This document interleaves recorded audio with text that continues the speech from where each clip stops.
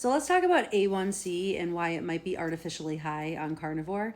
This is something I learned from Judy Cho, and she did a whole podcast addressing this and some cholesterol numbers.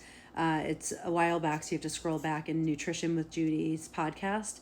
But we want to talk about the fact that so the A1C is a 3-month look at how your glucose has attached to your red blood cells.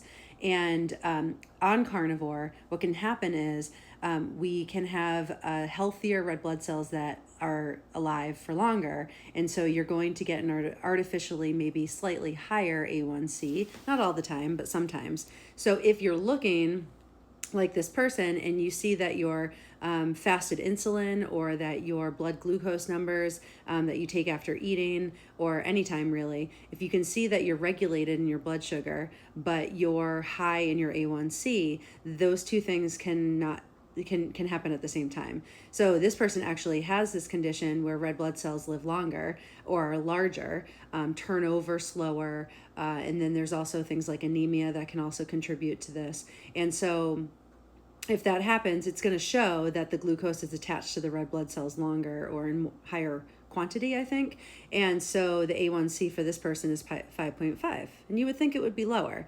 But this is why we don't take numbers in a vacuum, right? And we look at all the other metabolic markers like the fasted insulin, fasted glucose, and see all those markers while we look at the A1C.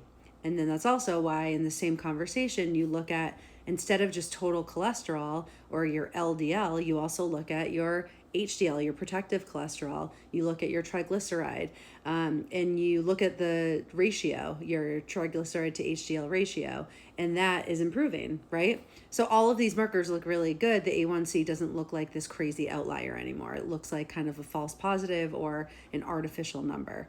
Obviously, I'm not a doctor. I am a coach. I research this. I am a 4-year carnivore.